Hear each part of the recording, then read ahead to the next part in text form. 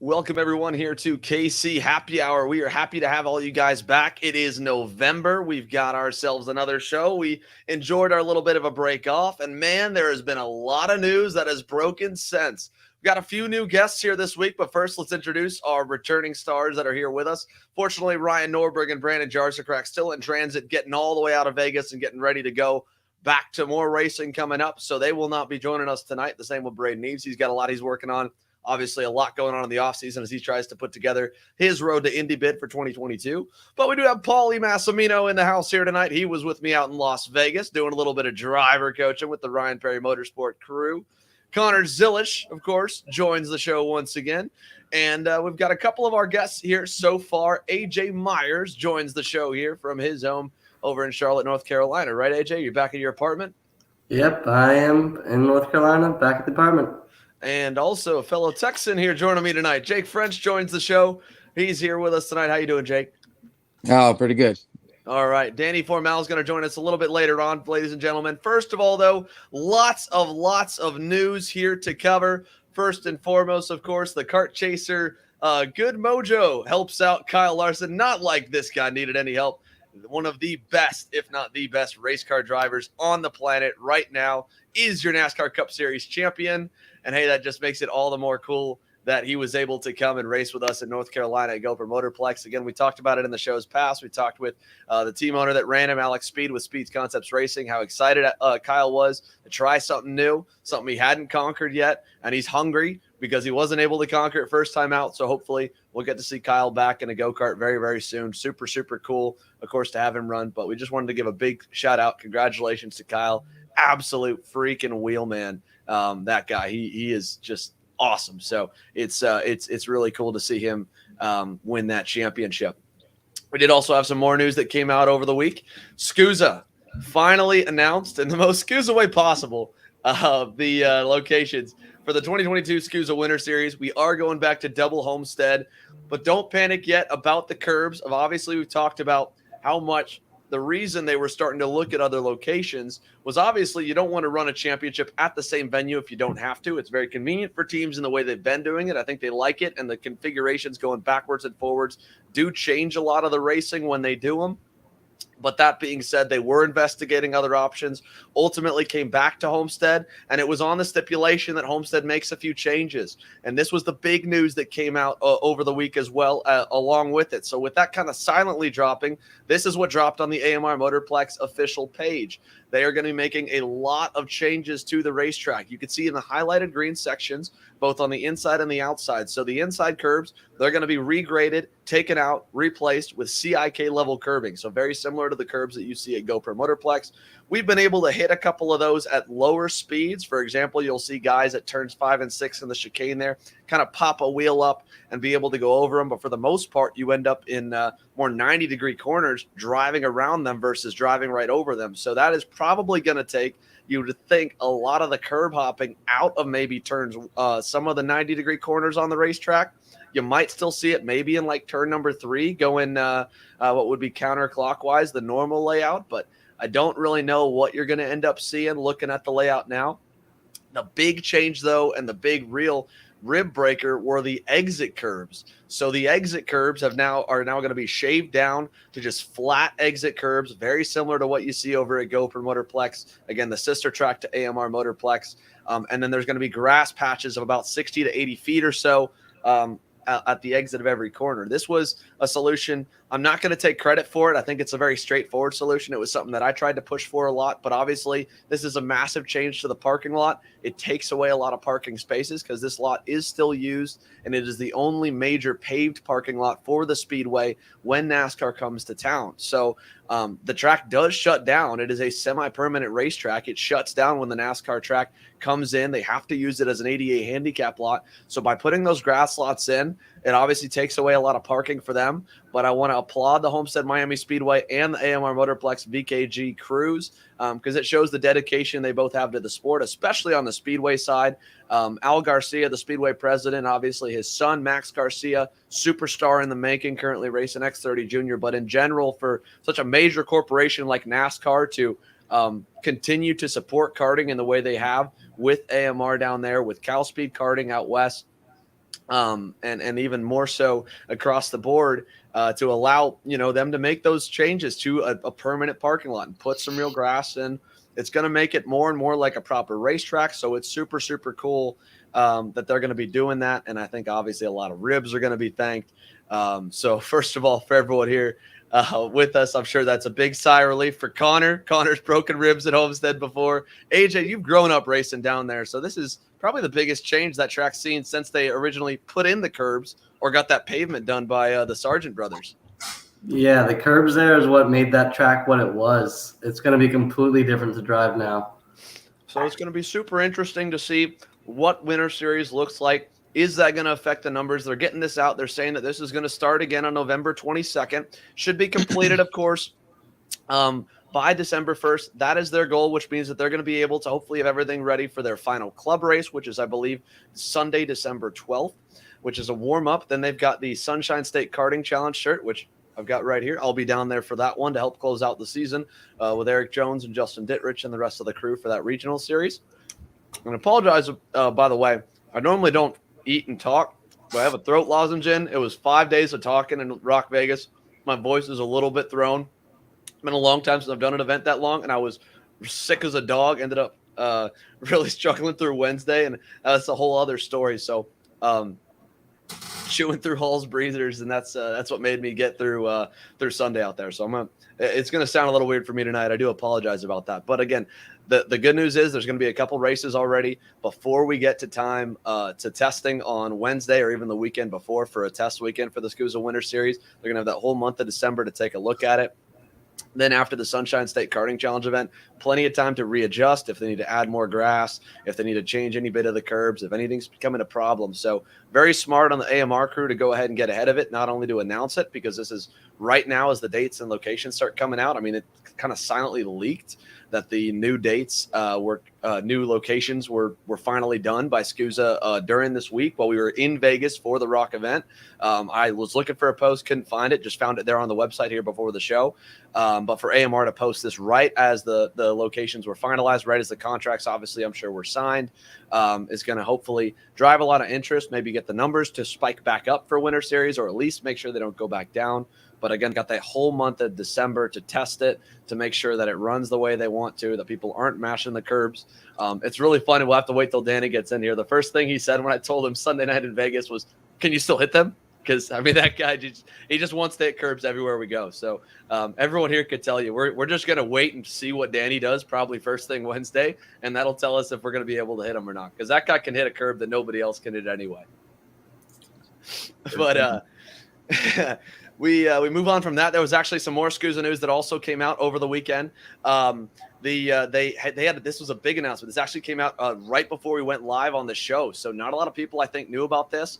And that is they have announced that they are going to be going to this brand new Aspen's cleaner fuel, completely unleaded fuel. It's a brand new. It's a really groundbreaking move on their part. They've done two official fuel tests over the last few years. They did one in 2019 following the SKUSA Spring Nats, one in 2021 here following the SKUSA Spring Nats, both of them at not Miller Motorsports Park, Utah Motorsports Campus in Salt Lake City. They were trying to test the fuel. They didn't like what they had in 2019, came back, tested again in 2021, had a bunch of different devices on the drivers to try and monitor the fuel throughout the lap. I was talking with Ryan Norberg while he was in transit here to get a little bit more info about that. Said the time slowed down about half a second. And that the biggest thing was that the headers ended up being fully black no matter what, which for those of you that are in the sport and know, obviously, but for those that don't, when you take a look at your exhaust header coming right off the engine block for a lot of the single speed classes, and just any two-stroke class in general, you'll take a look and see if it's white from how hot it's running, then you're running too lean. And if it has a lot of more black residue, it's just completely dark, then it's way too rich. If it has, it's just a bunch of gunk coming out. So when it's black, no matter what, it's going to be a lot tougher for these guys to find out if they're too lean, if they're too rich. Obviously you have your EGT sensor, but you're judging that, kind of still based off of what you see off the header. So that was the only complaint that Ryan had mentioned that they kind of noticed when Rawlison Performance Group was one of the many teams and drivers that took part in the test Monday after the SKUSA Spring Nats. But again, not really sure what we'll see. It's a curveball. No matter what, it's a curveball. And we were talking off air, this going into effect, starting at SKUSA Super Nats, announcing today, that's a month. I mean, for everyone here, we're going to have a little bit of time to test. I mean, I don't know how much testing you've got planned, AJ. Jake, I'm sure you guys have at least a little bit with a track nearby where you can at least do some more material testing on the motor before you can go. But I mean, now engine builders are going to be thrown for a loop a little bit because we were planning to probably for 11 months to run C12 here in Vegas. And now we're going to run a completely different fuel. I mean, guys, did you have testing lined up or have you already started to look at that for this next month? Jake, you first. Yeah. Well, we do have some chassis testing, and honestly, I didn't know they're going to switch to fuel. That's a big surprise to me. And the KZ is super finicky in the car, and getting it right is 1 in 100. Most of the time you hit the track. So yeah, we're definitely going to need to catch on that curveball. That's very interesting. AJ, what about you? Did you have any testing planned before Vegas? Yeah, no, all our stuff is just staying out there in Vegas now for the next 3 weeks till we get back. So no testing plan, never driven the fuel. So it'll be really just, roll the dice, see what you have when you put your carburation together. You don't know. Ryan, Connor and Paulie, you guys have been complaining about Ryan's power all year long, and how good he is. This might level the playing field. It might also make it a little bit tougher. You guys got a track in your backyard. I know you drive a lot. Are you going to try and get a barrel now that you know about it and maybe do some testing, Connor? Paul, you want to come pick me up tomorrow? We can go test. Nope, not testing it. AMR, Massimino Racing. Yeah, no, I'm not gonna do any testing with the fuel. So I'll leave that to Brandon, the engine builder. There we go.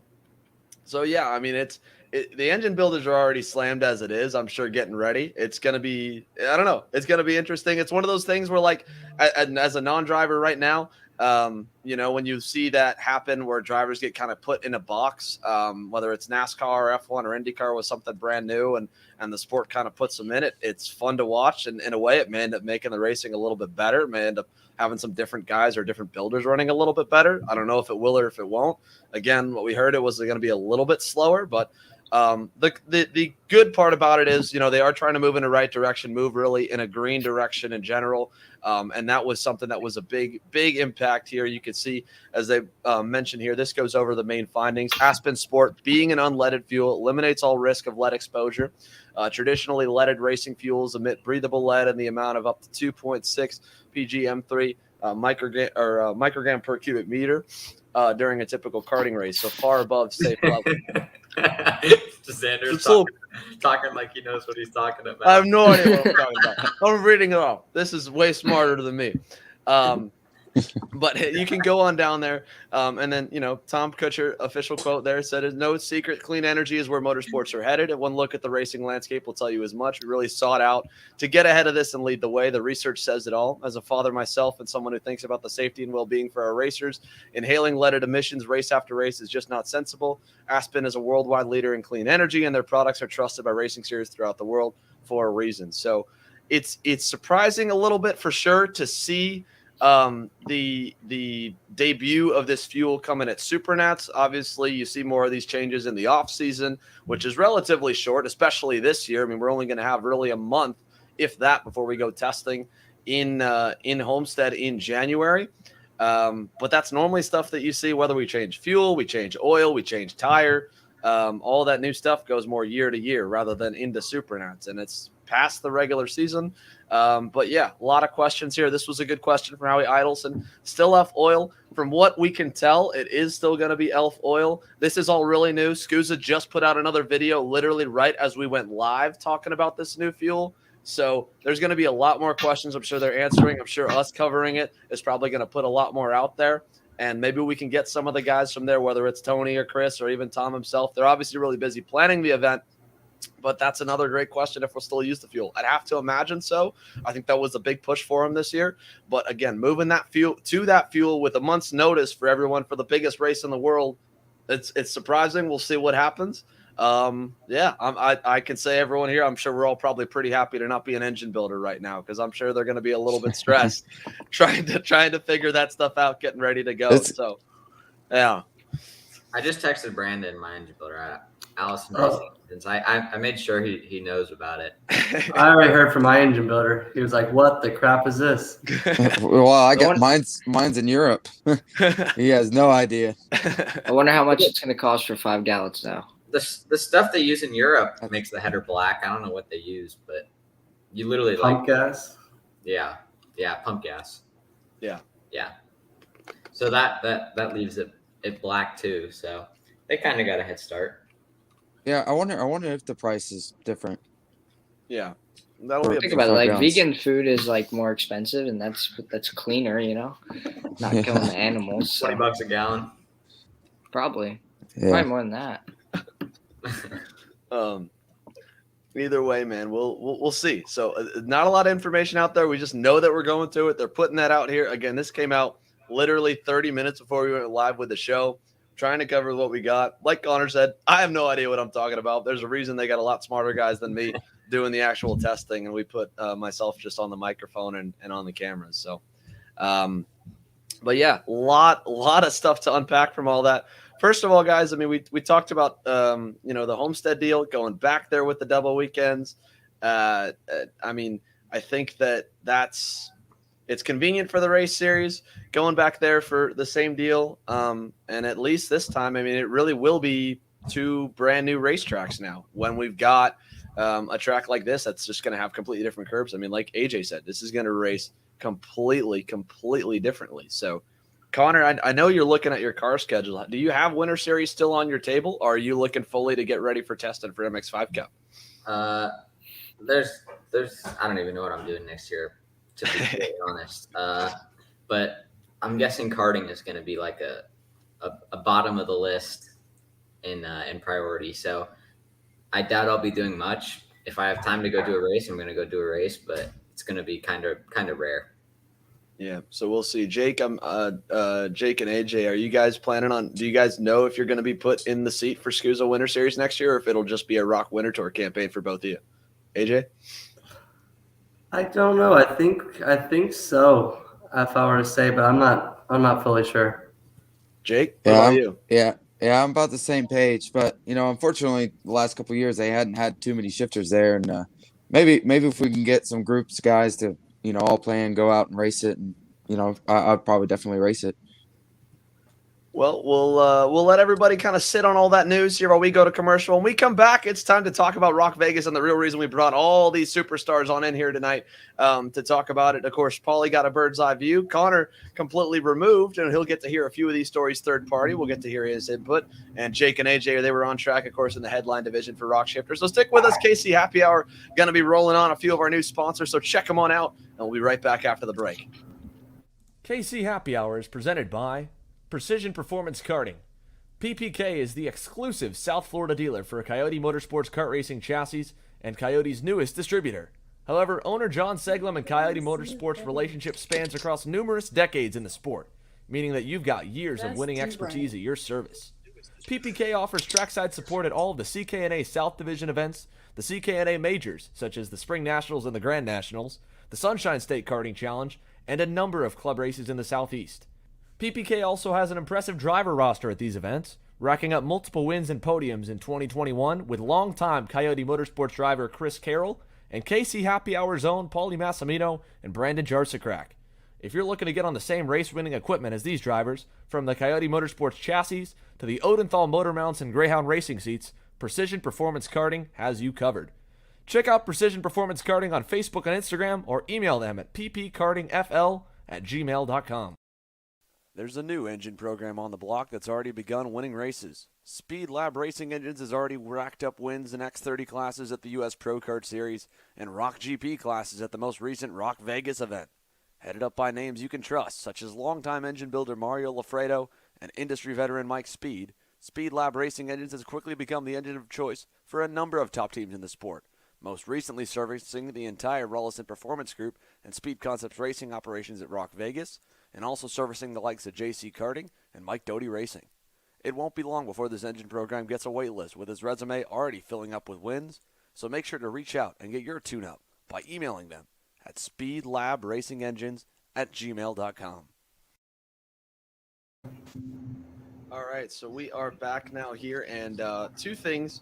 First of all, completely forgot. Paulie, I'm sorry. Are you going to be racing SKUSA Winter Series? I didn't ask you. You know what? Let me give the love back here. Give the love to the stash over here. Paulie, what are your plans next year? I'm probably not gonna race it. I'm not gonna hate you, man. I cannot stand Should have seen you. I it coming. cannot stand you at all. I should have known. See, this is why we don't talk to you. No, probably not. Just because I don't know. I'm not a big fan of that track. It'd be nice if they would have went to Orlando for the second round, but no, probably not. We'll Not even see. with the We'll new see what curbs? Ryan talks me into. Come on, man. Look at this place. You got grass. You got nice curbs. GoPro curbs. Your home track. You love your home track. No, I do not. One other thing I forgot to mention before the break. Actually, this was a big time rumor that started getting stirred around the paddock here this weekend at ROK Vegas, was about whether or not Supernats was going to happen, where it was going to happen, and so SKUSA has been forced to kind of put out a bit of a statement. So this was put on their Facebook also yesterday. And as it goes here, the reports of my death are greatly exaggerated, Mark Twain. It would seem in an era of cancel culture, rumors are swirling that the SKUSA Supernats 24 are canceled. Make no mistake, the race will 100% occur in Las Vegas on December 1st through the 5th. Full statement from the Kutcher family coming ASAP, just to quell any additional concerns about what you may say or have heard. Suffice to say, in 24 days, we're going racing. So, again, that says in Las Vegas, if you want to pick it apart, it doesn't mention the Rio. So, I don't think that they would let that slip without a proper proofread. Maybe we're looking too far into it. Maybe we're making their life a little bit scarier with all the rumors that keep coming out. I was surprised by this. AJ, Jake, and Paulie, all three of you guys were here. You guys were in the paddock. Some of the rumors you heard, you heard anything from not happening to not happening at the Rio. Jake, what'd you hear? I heard probably like 4 or 5 different things. I heard it just like you were saying before, canceled.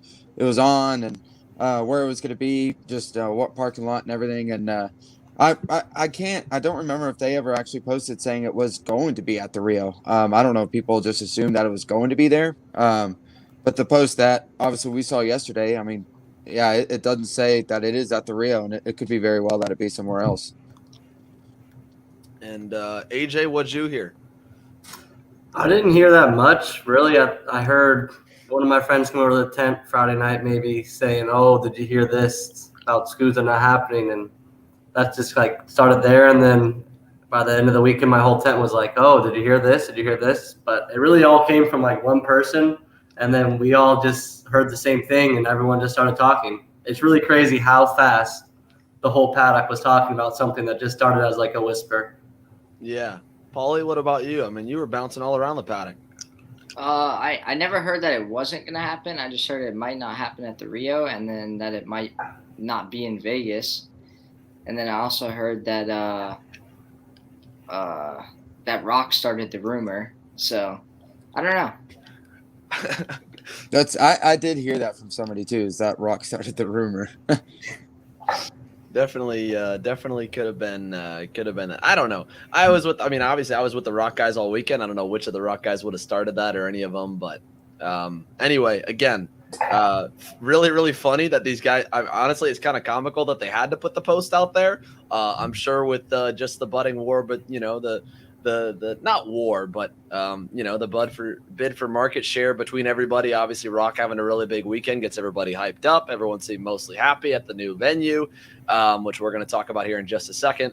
Then they start kind of putting down the other guys, which is a little bit toxic. I'm not the biggest fan of it, of the way the atmosphere sometimes works at these big races. But in any case, we'll see. Report and full statement coming out from the Kutcher family to address all these rumors. I mean, they don't come from nowhere. There's definitely a little bit of a reason as to why there was some concern. Somebody definitely heard something, and then from there, it's for sure been misconstrued. So we'll see what all comes out of that. And we've got actually a new guest joining us here from his hotel, because Danny is still trapped over at in Las Vegas before he gets to fly out here. Danny, how you doing, buddy?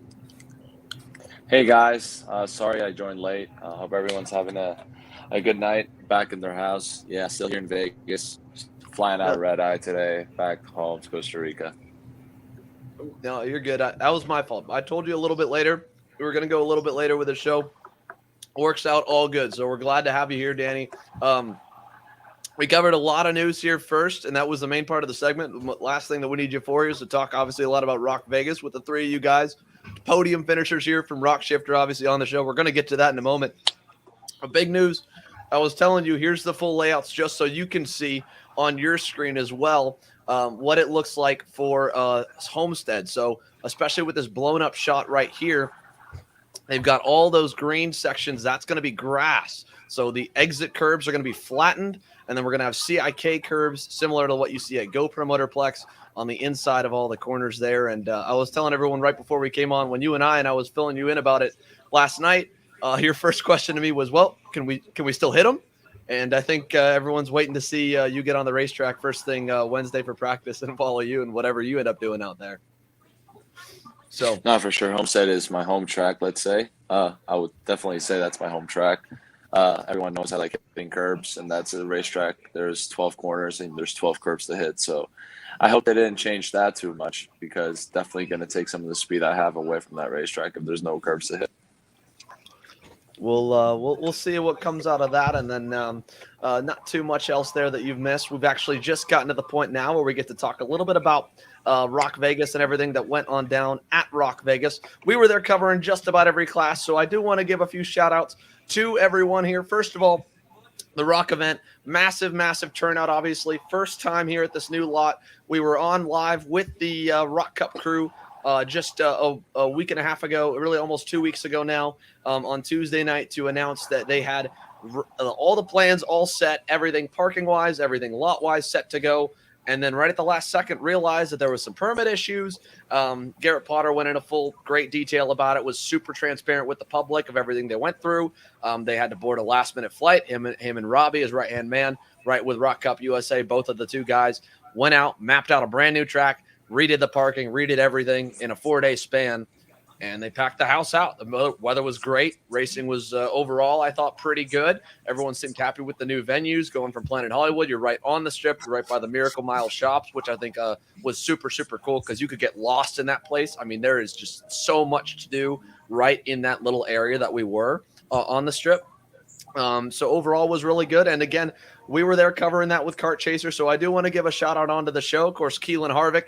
Keelan's had a phenomenal year, and he was able to win again in Micro ROK. His first win in Vegas. He's got one more micro race coming up. Of course, that'll be Supernats, and then they're getting ready for a full mini campaign next year. But he's won just about all the majors that you can win. He's won the U.S. Pro Kart Series Championship.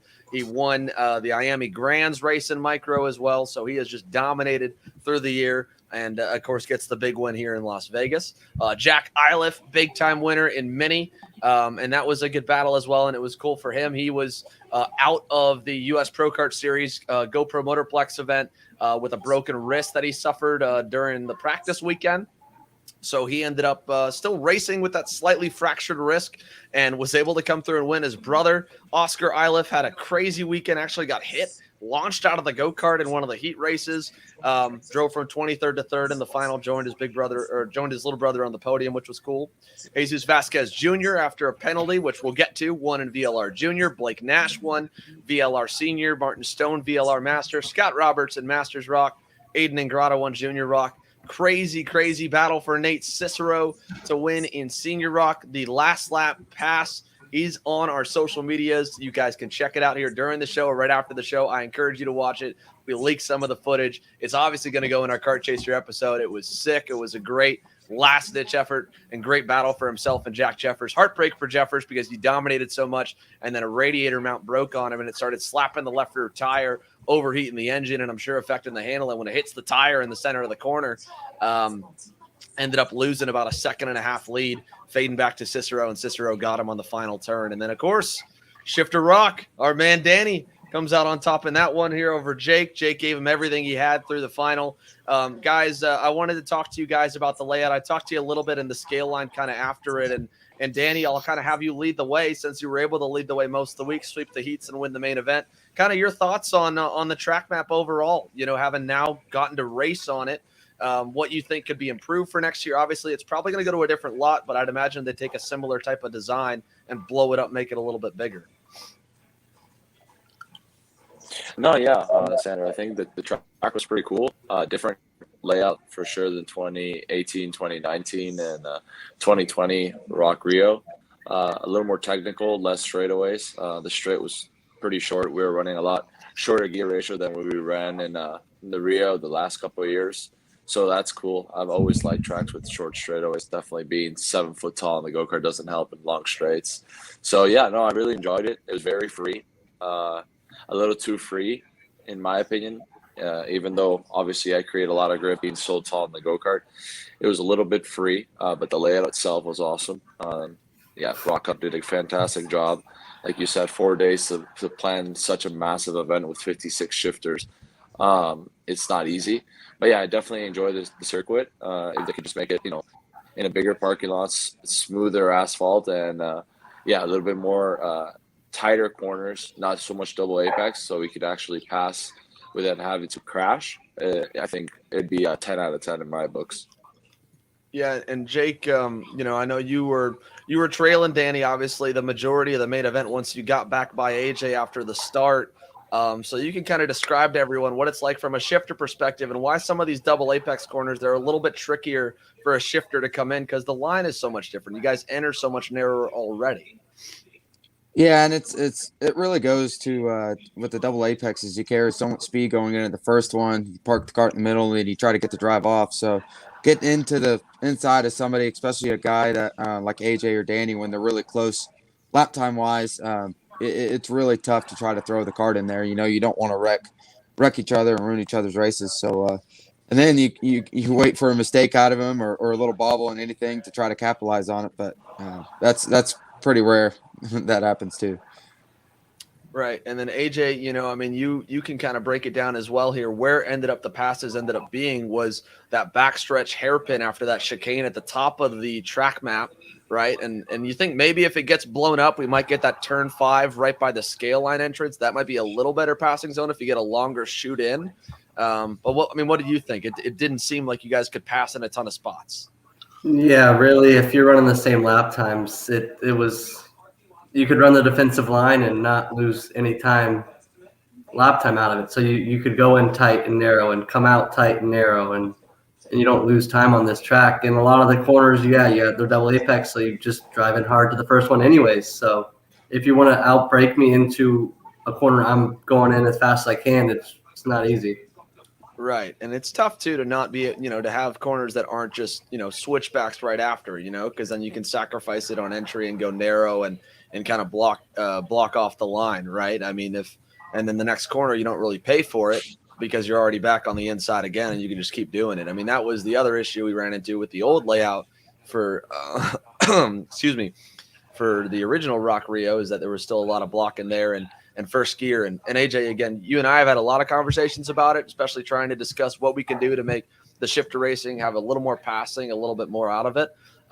Taking some of the double apexes out. I mean, if you blow that track up, is there specific turns you'd want to see tweaked a little bit or some adjustments you think that can make the racing a little better? I just think a lot of times the barriers are coming, like it narrows up on the entry of the corner, where if you want to encourage passing, it needs to almost open up into the corner so you can really dive down the inside if you want. And like, for example, that chicane straightaway hairpin at the top right of the map, like that one, if that chicane wasn't there, that chicane's making us slide to the right, which already makes us go in narrow. So if that's not there, then it opens up the inside, but we're already sliding out. Good point right there. Jake, what about you? I mean, that's a really good point. If you take out the chicane, it might make things a little bit easier. Anything else that you kind of noticed on the track that maybe they could do a little bit of a tweak to? Yeah, if you look at the layout, there's a couple of kinks going into the double lefts, double rights, and it makes it hard because you're carrying that tight line in, and then you swing out just for a split second, then you go in the corner, and it's hard to position a cart or get next to somebody when you're positioning to the corner at the last minute. But like a good example, when they had the track layout at ROK Rio, there was one corner, I think it was second to last corner before the finish line.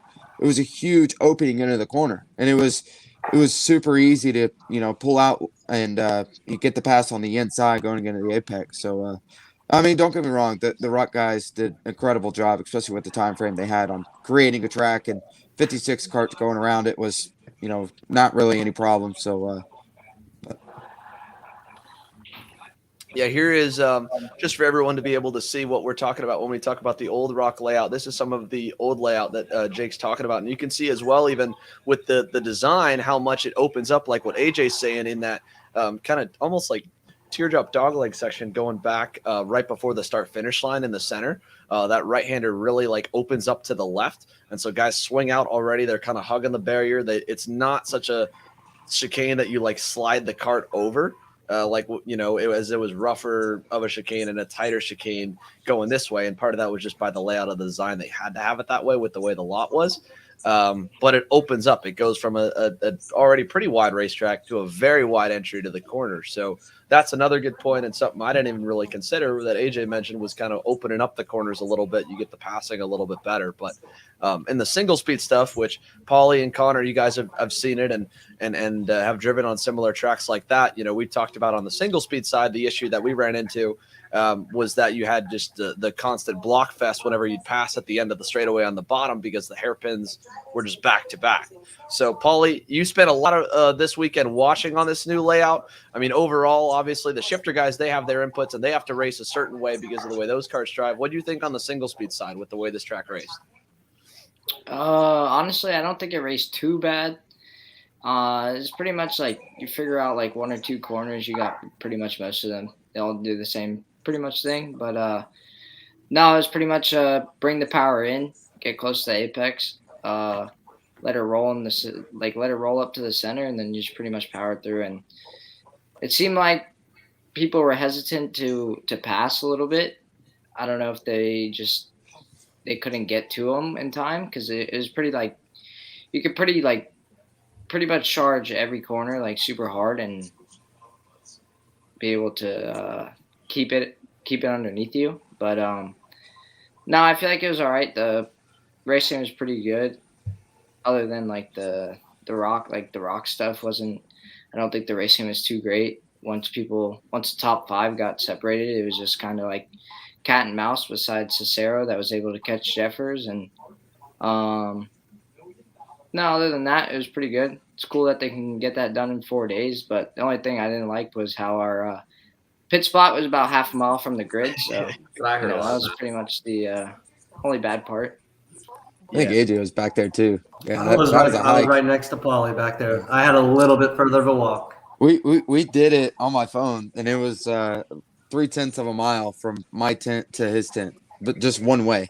Really? So over half a mile just going there and back to the grid. That's half. That's walking half a mile just to go on to the racetrack every time they went on the racetrack. I mean, that's crazy. That's my excuse. That's why I lost. I was tired by the time I got to the He was gassed already before he couldn't even get it done. I mean, Danny, you weren't all the way out there, but I mean, you trained a lot. You felt good. What was your walk? Did you get your steps in too? No, we were pretty good, but I did have to do it twice every day because I was racing, the super, super quick 100cc class. So, yeah, definitely had to walk a lot. Blown away by the so power, fast, man. Yeah, man. That one definitely worked. You got to get in the gym to be able to do better in that one next year, right? Third, that was just because you were gassed. 100cc wore you out, eh? Yeah, he's gonna have to No, cut like my he said, legs, my shoulders, and my head, man. God, I was so He's slow in 7 a foot straight tall in line, the air. man. Are you kidding me? Holy crap! I was like a kite, man. It was Yeah, crazy. The man. go-kart was so good. I was just like it's like Donkey Kong, dude. Straight up. I look like Donkey Kong from Mario Kart. Like, straight. I saw all the photos. All the photos. My God, man.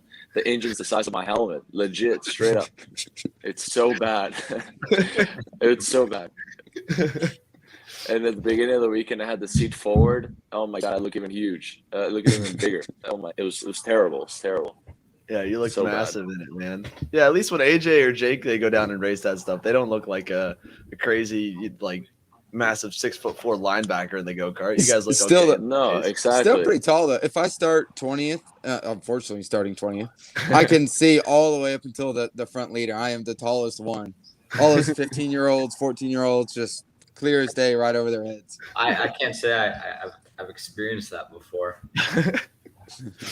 Yeah, Why you don't No, start for that sure. far The back two or guys what? that beat me in VLR. God, man. The two guys that beat me, they're straight up. Both of them together, side by side, are not as wide as me. 100%. 1,000%. No way. Were you at weight in VLR? Yeah, I lost enough weight to be about 4 pounds over. Perfect. nice. Yeah, 354, That's impressive. 355. Obviously, with a cue ball go-kart, right? Light battery, no micron in the final. Mini tank during the heat races. But yeah, the mini tank didn't work for the race because it was 20 laps, so I had to put a big one on. So I gained about 2 pounds there. But yeah, in the final, I think it was 355 when the race was over. So yeah, There you no go. excuse of being overweight. Yeah. Well, before we go to our final commercial break, I wanted to bring in one other point about this week that was kind of interesting to me. So I obviously got to watch all the races, being the announcer and calling everything. And there were two specific bump and runs on the final lap that got called in and actually got penalties put in on them that didn't have a pushback.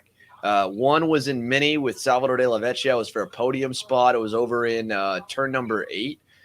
Which is if I pull the map back up over here and you guys can see that's at the top left corner of the screen. So that's going into that double right-hander. Ended up being more just a single apex. It was a very close double apex corner that led onto the back straightaway. But just going in just kind of nerfed a guy a little bit and moved him up out of the way. But the big one to me that got called that was clear as day. It was 100% a bump and run, and it was accidental. And I talked to the kid after it was accidental. It was Aiden Ingrata. He was actually the one that crossed the line first in VLR Junior. It was down in turn number 1. And I mean, straight up, it was no different than Dale Leonard Sr. at Bristol.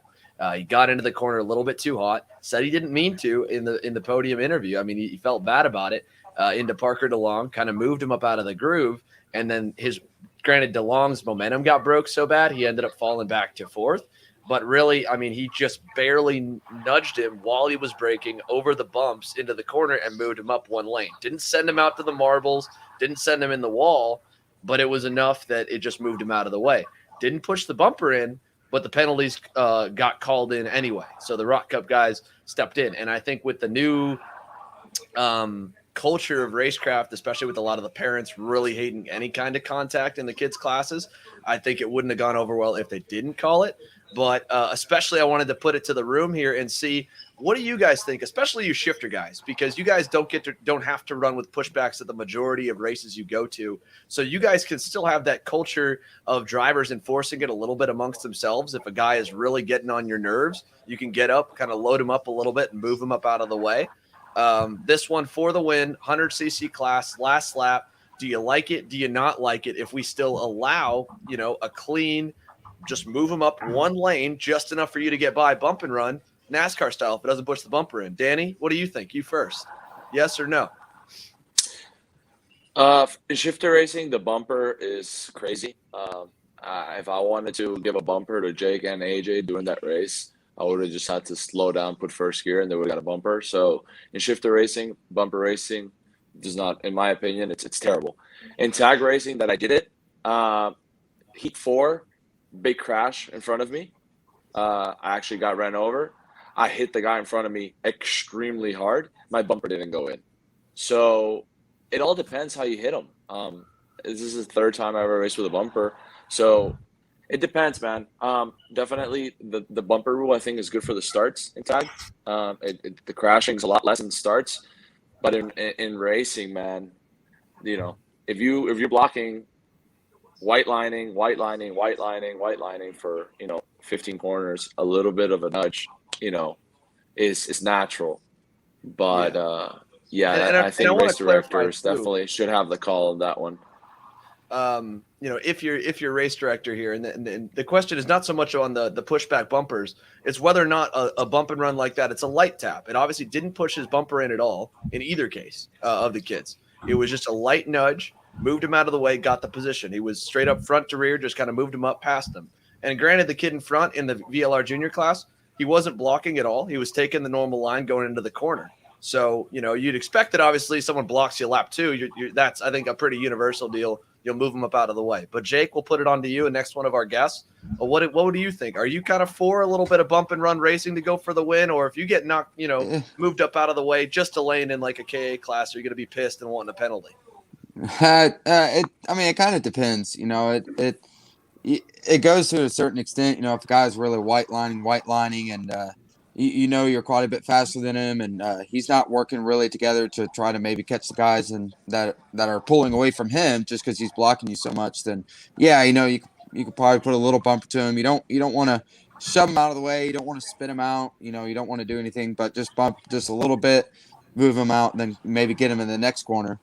But what happened in the VLR junior almost seems kind of like a racing incident. The penalty, I'm honestly not really good enough. I didn't see the incident, so I don't know if it was hard enough, or he went out too wide to just make it look really bad that, hey, you punted this guy pretty bad. He went back to fourth. So I don't know. I mean, at certain circumstances, I think it's okay-ish, but definitely I wouldn't abuse it. I definitely wouldn't do it to every driver that's blocking me. Just in the most extreme cases. Here, actually, you know what? I think I've got the video from it. I'm going to see if it'll let me pull it up. It might be a little bit too high quality, but I've got the video. We actually got the onboard. So let me pull that up here. We'll have everybody be the judge. Well, actually, this will be the first video that we have seen from it. It hasn't been posted at all. So if you guys could just give me 1 second here, let me dig on through, make sure that I got the right one. There's Sunday video. VLR Junior. Oh man, it's a little bit smaller. I should have thought about this here. 7292. Let's see if it'll load. It's a high. Okay. All right, here we go. All right, I'm hoping it'll buffer and we can play this for the crowd and everybody can take a look at this one. So we'll play this through at full speed, and everyone watching here, hopefully it'll work out okay. We're going into the corner. Just kind of nerfs him a little bit right there. It knocks the lawn a little bit wide. He gets one by. And the kid was frustrated. I'll play that again one more time here just so you guys can see. So this did not knock the bumper in. You can see going in the corner, the 849 was not blocking as they went into the turn. But he just nerfed him just a little bit there. You could see the hands kind of moving right as he got into him. Got him out of shape. Hands going left, right, moves him up. Just out of the groove. Goes on by him. Goes behind going in. Full single file again. Just hit a bit too deep. Knocks him up. And again, unintentional. Didn't knock the bumper in though. Very light contact. And got away with it. So, well, at least got away with it in terms of getting away without the bumper penalty, but did not trigger a penalty there. So let's go on through here really quickly, and then we can reason why. Connor, this is your first time seeing the incident in general. You had no watch in the race and whatsoever since you were in Vegas. What do you think on this call here? Worthy of a penalty or not? I'm just glad I'm not the race director. Come on, you can't do a cop out like that, man. That's way too easy. That it's the last lap. You're racing for the win. If I was Parker, I'd be upset. If I was Aiden, I'd be upset I got a penalty. It goes both ways. It's so tough to make a call on that. I mean, he only lost one spot. Well, I would say he didn't move out as far as I thought. I mean, that's maybe Yeah. not even a cart width offline. Yeah. And the contact was barely any. If I honestly don't think if I that was would need a penalty. If I was Parker, I would have not braked in the next corner. Yeah. Yeah, I would have done it right back. Literally right just back. let it. Yeah, 100%. Yeah. And he's close enough to do it. And Yeah. or right here. It's not a difficult place to do it. Especially with a Tony car bumper, you could definitely hit somebody straight from behind and not get a bumper. But I think that's a race. That's not that hard. That's for me. That's not a penalty. Interesting. AJ, you've been quiet this whole time here. Paulie, you too. I mean, and this isn't even like on right or wrong as how things are called. It's more so your opinion, right? Are you okay with this kind of racing or are you not? You know, would you want it to be penalized in the future, or are you like, you know what? If he lightly gets me but doesn't wreck me and gets by, I'm cool with that. That's how I want to race. You realize who you're talking to, right? You're talking to the bulldozer himself. Paulie, speak up or forever hold your peace, man. What do you think? I don't really know if Ingrata like meant to do that, honestly. No, he didn't. He admitted after he didn't. Like if I'm didn't. like, I mean, You could of course, every driver says that. he brakes weird. Yeah, he brakes hard. Rears are No, like he that. doesn't mean to. He's no. He's turning left. Like he didn't mean to do that. 100%.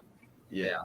But intent or not, the idea I want to drive home here is the light tap. You know, if we're okay with this, because again, we go NASCAR right there. That's all good, no problem at all. I mean, those guys are allowed to rub and kind of knock each other out of the way because it's part of the spectacle, the entertainment. It adds to it, and those guys kind of know. I mean, that's how Austin Cindric lost the championship in the Xfinity Series. Was Daniel Hemrick drove into the corner on the final lap, final turn, just moved him up, and in the playoff racing they have in NASCAR, he lost a full Xfinity championship and the race win that way in Phoenix. So interesting, very interesting. And our comments are blowing up here. We've got a lot of guys kind of going back and forth. I'll over through it. This was from Matt Langford. He mentioned there in Europe that would not be a penalty. And Rusty Ferguson commented, he thinks that one's racecraft. Mike Doty, former guest on the show here, said that wasn't too bad, but he should have returned the favor. So again, right on the notice there, Danny saying, you know what, next corner, go ahead and get it. I wouldn't even have cared about winning the race at that point. What Matt said, in Europe, there's no more bumper run penalties. That doesn't exist anymore. That took care of that. If you get a bumper, that's a penalty. You don't get a bumper, you don't do anything wrong. That's the rule in Europe, period. So if you could come behind somebody, last lap, last corner, world championship, club race, or whatever, you move them out of the way and you don't get a bumper, you're not getting a penalty. That's the new regulations in Europe. That's why they use a bumper penalty. So if his bumper didn't go in Europe, that's not illegal. Right. Even though it's not right, let's say he moved them out a little bit out of the way. It's not a bumper, it's not a penalty. And they just took care of that to help the race director. You know what I mean? The race director just go walks. Exactly. You know what I mean? Like, you never know. Like Connor just said, politics in racing will always exist, and people always talk BS about it. Sponsors, non-sponsors, BS. However, that's just the world of karting, world of motorsports. So if you just take the bumper, and if you don't get a bumper, it's not a penalty. Period. And it's something that needs to change too. Is a guy hit me pretty hard in the VLR race in Heat 3, I believe. He got half of the bumper in because he hit me pretty hard. Moved me out of the way from second. I went back to fourth. Passed him in the last corner to third. But I lost second and fourth. This kid gets a bumper. Half of it goes in and no penalty. So in Europe, it's 5, I believe. 3 and 5 or 5 and 10. So half goes in as 5. Full goes in as 10. It's just 5. How does it work? It's just 5 and 5. It doesn't matter. Either. Yeah. Okay, so if it goes half, that still means you hit somebody pretty hard. You know what I mean? So I think where you're getting up to, Sander, is if the bumper's in, is a penalty. The bumper's not in, is not a penalty. Period. In my opinion. If not, then race with the bumper and make the race director make the calls. Yeah, fair enough. I mean, it's, I'm curious to hear because, again, you always end up with, drivers have different opinions. I mean, the reason why, we always have shows like this. And the reason why this is even a debate, right, is obviously the way the officials had been calling it. And I would say in a lot of series, especially in the U.S. right now, for the most part, I think a lot of those, if they see that kind of just straight up move out of the way for the win, they would call it. And that's just the nature it's been. In either case, he only lost one position in it. What ended up happening was the lap went on. Parker ended up getting passed again, so he ended up not even getting onto the podium. Got knocked out of the money, so he was obviously super, super frustrated. And that was just he had to start blocking for second because then he lost the momentum and they were on him. He didn't go back after Aiden. He didn't retaliate. Was just frustrated. And since he had to block, Aiden got away, crossed the line first. Eventually, Jesus Vasquez Jr. got around him. That's how he ended up winning VLR Jr. So I see a lot of that stuff because I end up watching every race for a lot of the time to announce them. And it's always kind of peculiar to me where the drivers want to stand. And then again, like you said, Danny, for you guys, and we had Alex Speed on the show who had a really interesting take as well on our last episode, which was saying, look, you know what, honestly, if have the bumper penalties, if you want to go with them, that's a clear cut and dry deal. And then beyond that, on just make notes as a race director. Don't say anything unless the drivers come to you. I don't think that works in every class. I think you'd have a lot of issues and you're still gonna have to make those preemptive penalties, micro mini junior. But in shifter, I mean, AJ, Danny, Jake, you guys know if you get into it with the three of you guys settle it in the scales. No matter what the officials are gonna say, it's not going to change how you're going to look at the other guy, right? I mean, it might make you a little more mad or maybe a little less mad if they get involved. But for the most part, do you guys enjoy being able to kind of go to each other because you race around each other pretty much everywhere you go in shifter to this point? Big field, small field, you're going head-to-head with each other. Do you enjoy having that kind of like, hey, I know what I can expect out of this guy, and if I don't like it, I'll go talk with him or deal with him? The code you guys live by? Jake? Yeah, I would say. I mean, we've been racing each other for a really long time. We know our limits. We know what is too rough and what isn't. And I think we have. I mean, y'all tell me different, but I think we have a lot of respect for all of each other. Just like you were saying, we usually are pretty much up front at every race. We could race each other hard and not tend to wreck each other for the most part. But I have respect for most of the shifter field guys. So. I mean, I don't think there's really any issues with contacts or really anything. Danny, what about you? Do you enjoy being able to race against these guys and kind of know what to expect? And if there's any issues, handle it between each other versus having the officials step in? No, for sure. How Jake said, I think the respect is the most important thing. Each driver drives a different way, obviously, racing each driver. Some people break deeper, some people break different, and some people pass different. But yeah, the respect is the most important part. Like AJ and I, we've gotten into each other quite a bit through the years. We've gotten mad at each other. Sometimes we didn't talk to each other. But at the end of the day, there's mutual respect. He's for me the best shifter driver in the country right now, especially, this year he's shown the way. Vegas still kind of my parking lot for the last couple of years. So I'm always happy to come here at the end of the year to try to make up all the ass whooping he gave me all year. So yeah, Jake the same way, right? They're a lot faster than me at the moment for a real racetrack, but I have a little bit of advantage in a street race. So yeah, the respect is there between pretty much everyone in the shifter class, especially the top 10, which is what we race with all over the country. And so yeah, like Jake said, I think for us it'd be okay if the race director let us talk about it and let us handle the situation. But obviously sometimes it gets to a point that the race director is going to see, okay, these guys are killing each other. We're going to have to start giving you penalties, But the bumper penalties in shifter in either series should not happen, should not exist. I was telling Jake and AJ, in 2019 Supernats, I qualified 4th. So every heat race I started behind the 3 Europeans.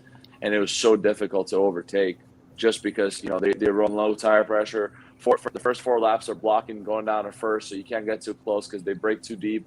He's down to first, and you're trying to carry second. You hit the bumper, and it's a bumper. So definitely bumper racing and bumper penalty racing and shifter is terrible. It should not be in the world or in this country. AJ, we'll pass it on to you there and kind of help you level it. I mean, I'm sure you probably agree, right? You don't want to see any bumper racing and shifter. You don't think it's needed? Yeah, I mean, I don't really feel like – I'm not worried about Danny or Jake or any of us. I know they're not going to go out there and just take me out into the corner. I know what I'm going to get. I know if I hit them, they're going to hit me back. And the same way, it goes back and forth. But there's definitely respect between us, and I know that I don't have anything to worry about until I step over the line.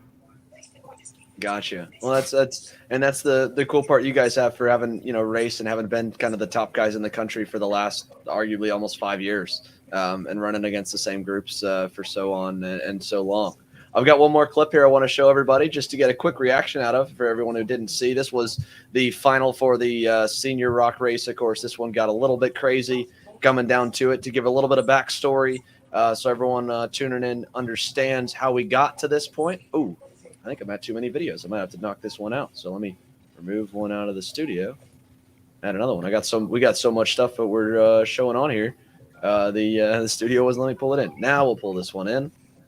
And here we go. So again, going up to this point, this is final lap, final couple of corners. Coming down to it, coming down to the wire. Jack Jeffers had led a little bit of the race. He had pulled away. Unfortunately, you can see already in here, his radiator has fallen down. It had been dragging for about the last 7 to nearly 10 laps. Nate Cicero tracked him down, got to him here, and then here's your slick move for the win. This one did hold up, no penalty whatsoever. So they go into the corner, nice little crossover here.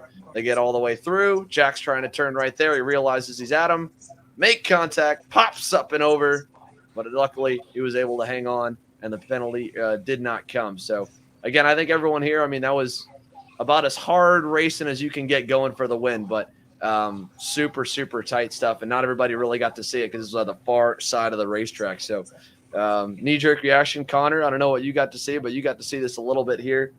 Thoughts on all the finish going for it? I mean, you think good, hard racing right there? That's clean. All the way through. No issues there. We know Paulie loves to rub, so that's he's a fair pass. He got down the inside. A poor block. My opinion, that was all on Jeffers. I don't know. Yeah, just slid out just a little bit. Yeah, he should have held the title line. Honestly, though, like if you see, like, because Cicero's already on his outside, so if Jeffers sees that, why not get closer to him on the outside? It's not like he's making 2 moves because he came out the opposite direction from the last. Exactly. One, so he kind of goes far left as he wants.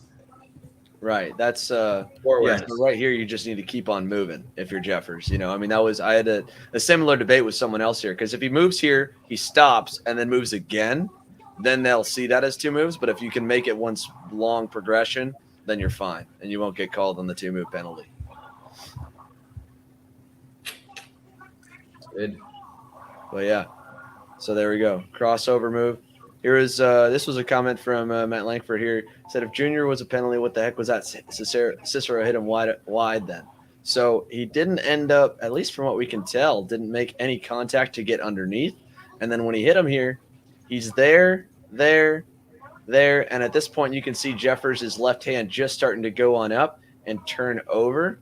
And if you creep it over here, I mean, at this point he's kind of turning, I don't know, I mean, right there for it.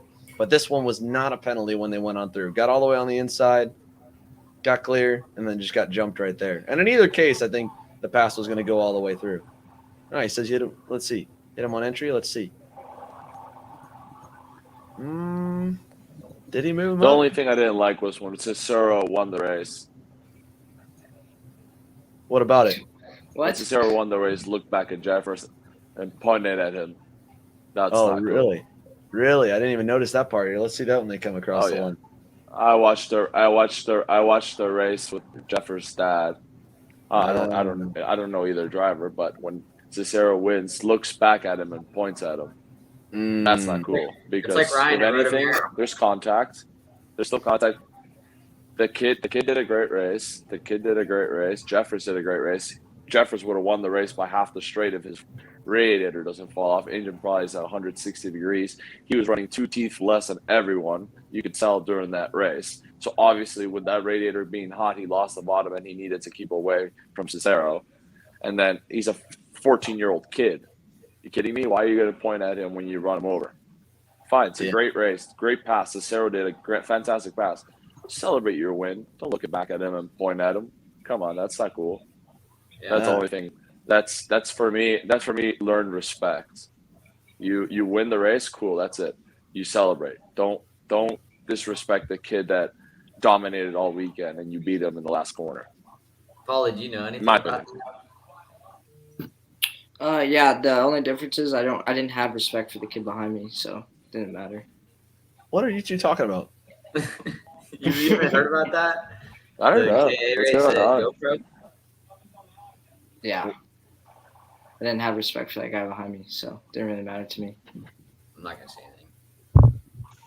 What are Not, you? What are not to Wettingale, but to the other. It wasn't too Wettingale. Well, this got to be honest. this got really this got really dark really quick. I was just saying that this kid, Tiger, in my opinion, should have celebrated that way. Road America. Yeah. Feelings. Except he shot guns at me. Yeah, Ryan did do that to Connor. I wish we had Ryan on the show right now, but yeah, Ryan's 24, 23. 23, and I'm 14 or 15, 14 at the time, and he shot guns at me. Disrespectful. Well, there you go. We're going to take one more commercial break, ladies and gentlemen. When we come back, a little bit more to talk about, and we're going to answer all the questions you guys have submitted over the course of the show for our top three. We got obviously to dive in a lot of footage there. You'll get to see all of it in the Kart Chaser edit when it comes on out.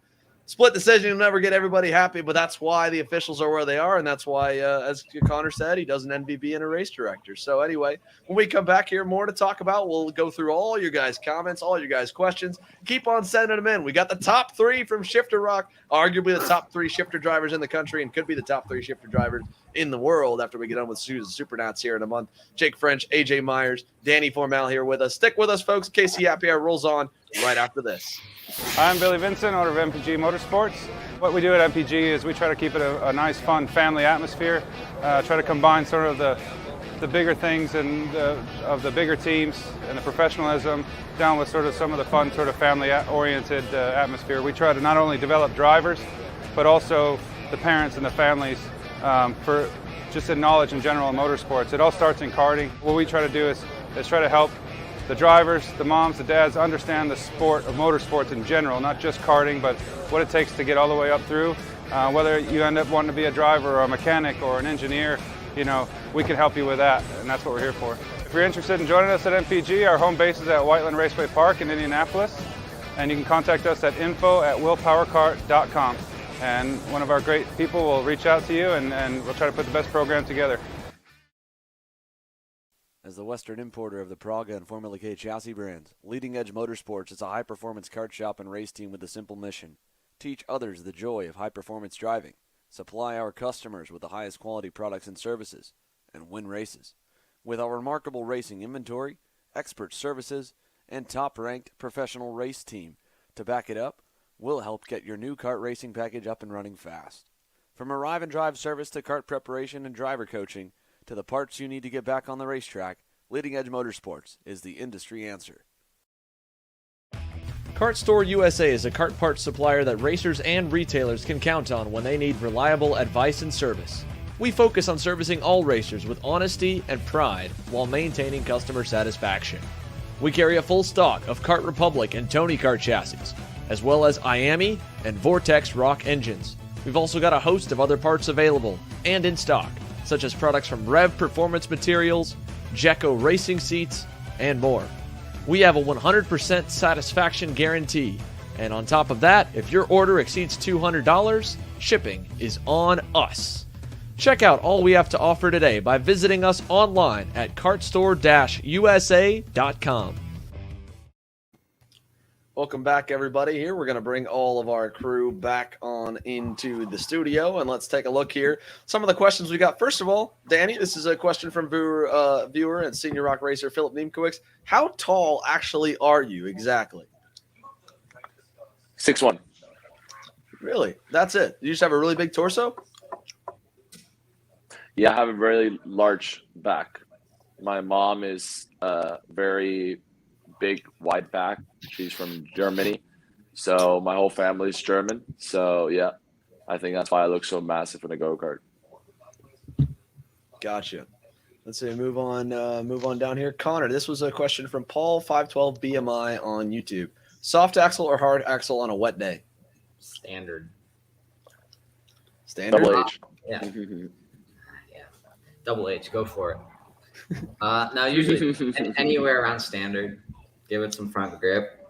Can't go too wet. Like everyone tries to go like super soft axle, tons of front, all that. But I it's don't know all why about you're the giving up your driver. setup so easily. It's all about the driver and the rain. It's plain and simple. Fair enough. Let's move on here to some of the other comments we got on down here. This one, let's see. Jake, we'll put you on the spot. The YouTube kids, they're being ruthless to you, man. This one's asking you, how is it to be stuck with a Burrell? Not to be on a Burrell. How is it to be stuck with a Burrell? Jake, how are you going to answer that one? Well, people have said Burrell this, Burrell that, and seen Burrell struggle a little bit in this, but we've definitely been doing our homework, and the factory overseas has really been helping us over here, different materials, different chassis designs, and it showed, I think, this weekend. Obviously Danny in the parking lot is that's something else, but the speed to be right there with him and have good pace all weekend, I think was very promising.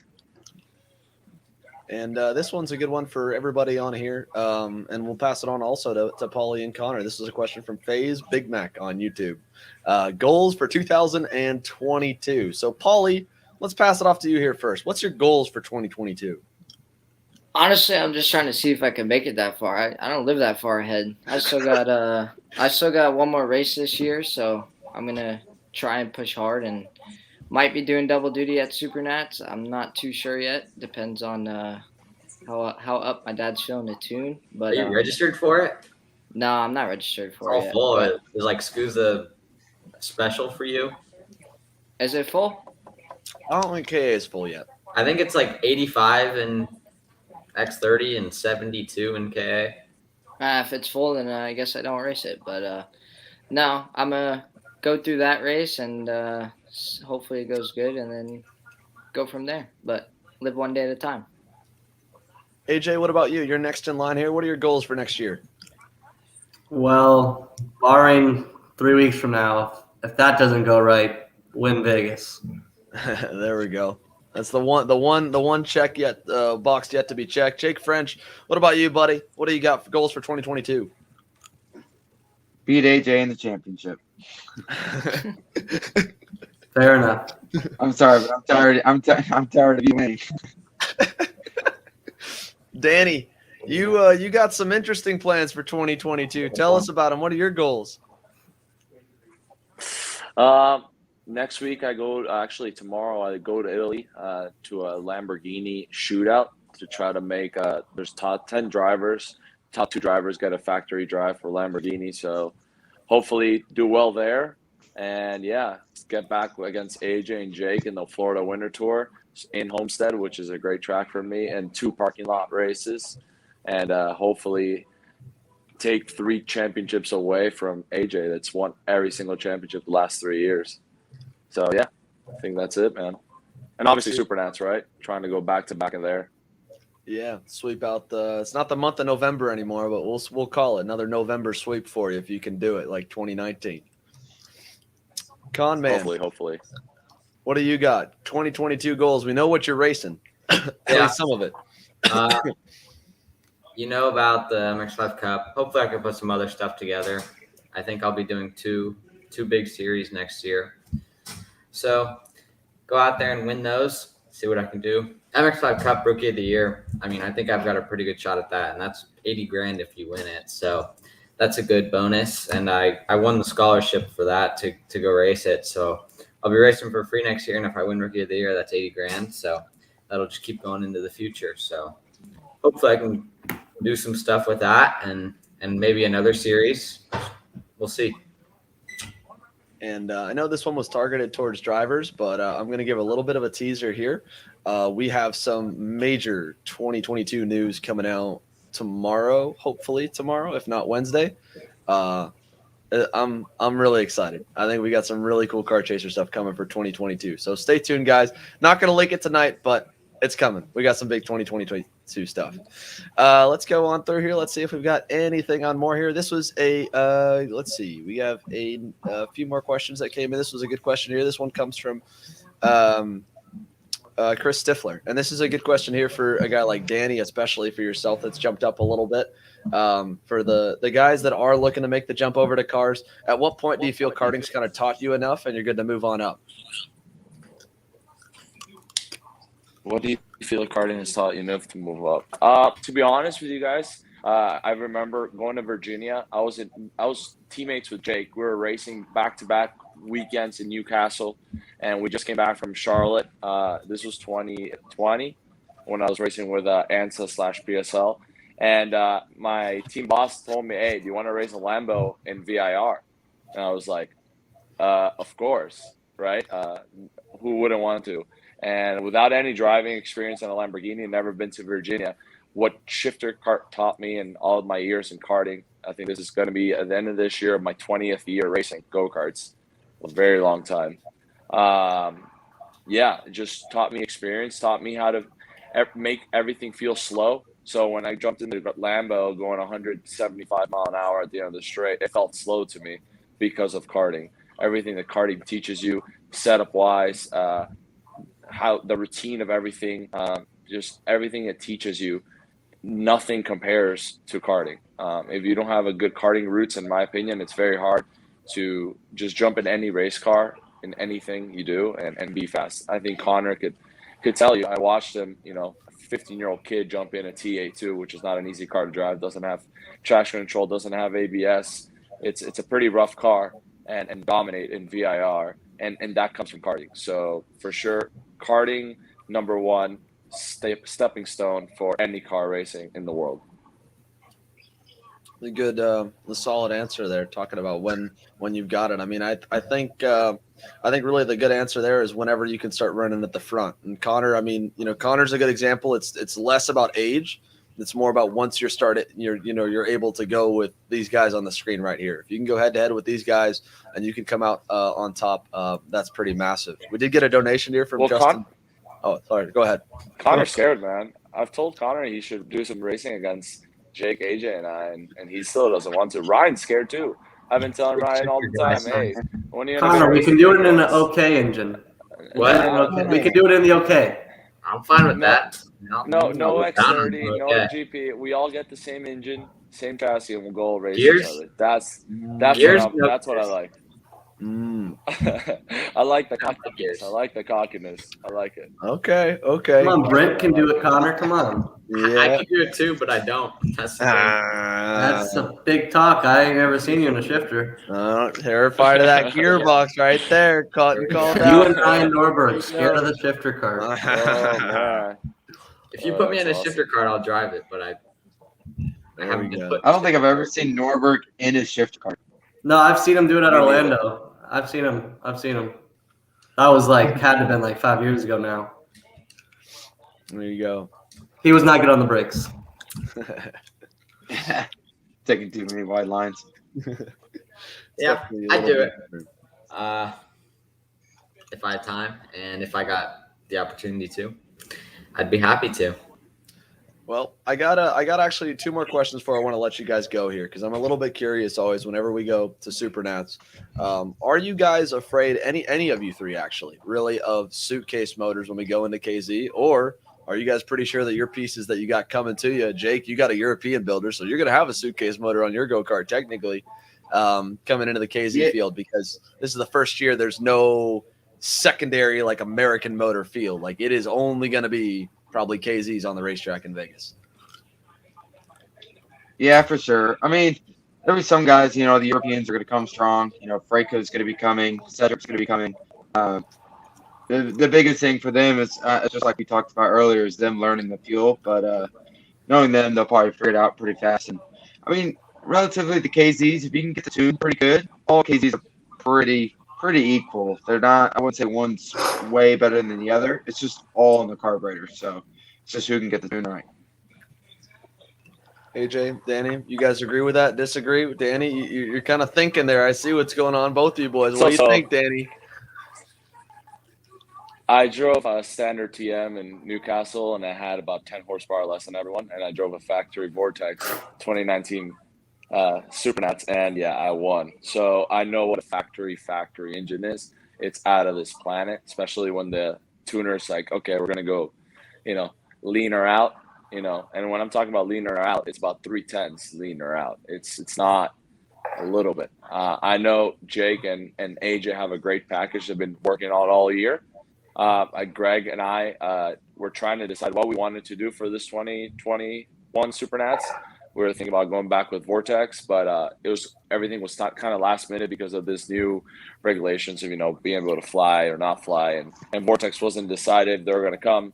So we have some European TMs coming. I don't know if I could say it online yet, but yeah, factory engines are a big deal, especially the Franco ones. When he wants to go full power, it's very, very difficult to beat them. Very hard. AJ, what about you, man? I mean, your big breakout weekend was a KZ weekend in Supernats when you got into the top 5 running for checkered on PCR. Are you afraid at all about suitcase motors for you, or are you feeling good with your piece? That race back then, that was literally a suitcase engine. I had 2 engines that Peppo, my mechanic from Italy, came with in a suitcase, and the second one was a lot better than the other one. But what really actually woke it up was one night someone came over and said, "Hey, put this carburetor on." All of a sudden, came 2 mile an hour. It was just ripping. So yeah, carburation is huge, but also they're not the same. That's for sure. So we'll see. I mean, that's to me. I don't know what we'll see. I mean, if the American shifter kart racing does keep continuing to kind of make a good comeback, but we are on a KZ package. If we see that stuff more on the regular racetracks, on the Pro Tour during the regular season, or if we'll get to at least live in the American bubble when it comes to KZ motors for a little bit longer, before that comes, because obviously it's going to come over for Supernats no matter what, where you get the factory guys that will show up, but.